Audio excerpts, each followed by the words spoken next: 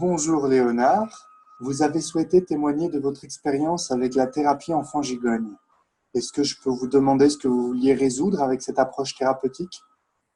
Quand j'ai rencontré pour la première fois le premier praticien, thérapie enfant-gigogne, Jean-Paul Fluteau, j'étais vraiment coincé avec quelque chose de très, très diffus que j'ai pu exprimer en disant que je me sentais exclu. Voilà, un profond sentiment d'exclusion qui me bloquait depuis des années et qui prenait de plus en plus de place et que je pouvais identifier. Et par rapport à cette sensation d'exclusion, qu'est-ce que vous avez pu reconnecter comme vécu traumatique? Je suis tombé sur j'allais dire un partenaire d'embryon, voilà, pour pas dire un jumeau. Et là, ça a été bouleversant. Mon corps a parlé. J'ai fondu en larmes parce que je me suis rendu compte que le jumeau me quittait. Et consécutivement à cette sensation d'abandon, j'ai senti que j'incorporais toute son énergie, sa substance embryonnaire. Et je m'en souviens, j'étais sur la table d'exploration, j'étais recroquevillé. Je sentais quelque chose un impact très très fort dans mon corps. Quelque chose qui se rajoutait au fond de mes tripes. Et une fois que je suis remonté de cette exploration, j'étais complètement, ébahi et enthousiasme d'avoir donné sens à cette énergie puissante qui m'a toujours habité et qui m'a permis de lancer des tas de projets. Et quand j'étais dans la phase d'exécution des projets, je me sentais complètement abandonné et je comprenais pas pourquoi. D'un seul coup, j'avais plus d'énergie. Et donc, j'ai fait du lien avec cet enfant jumeau qui m'a permis de me mettre en paix avec lui, en fait, et d'accepter cette énergie débordante sans me sentir abandonné dans des phases d'exécution. Alors ça a été quelque chose de très très bénéfique qui m'a permis de continuer à vivre un peu plus léger, on va dire. Est-ce que vous avez expérimenté d'autres thérapies auparavant? Oui, oui, oui.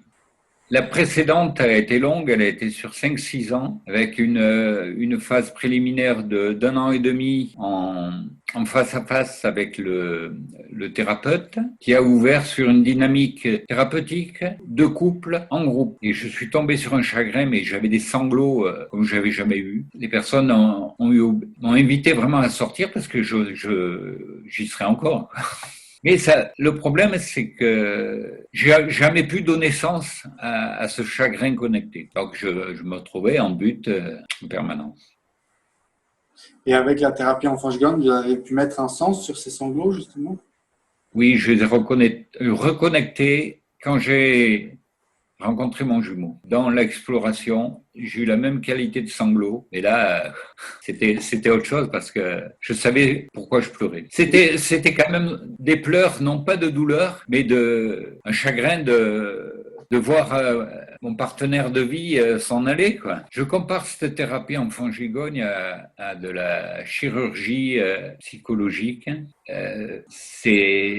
On tourne pas 36 000 fois autour du pot, quoi. Il y a une sensation d'abandon qui fait que il y a des parties du corps qui se mettent à parler dans la douleur, hein, et dans l'épreuve, avec des sensations de chaleur, de tressaillement, des gestes déterminés, voire presque violents, hein, et avec le désir profond d'aller jusqu'au bout de cette expression corporelle, parce que comme si on sentait que ça se dénouait, quoi. Et quand dans le retour d'exploration, quand on va chérir l'enfant qu'on a été au moment des faits ou la période de l'éprouver, mais là ça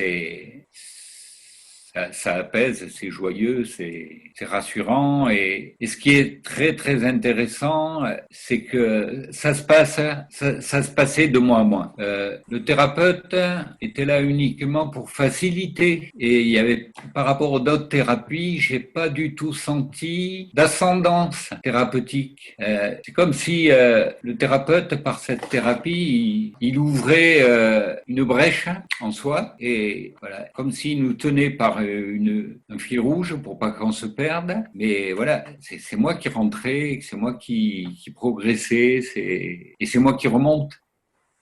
Merci Léonard pour ce partage.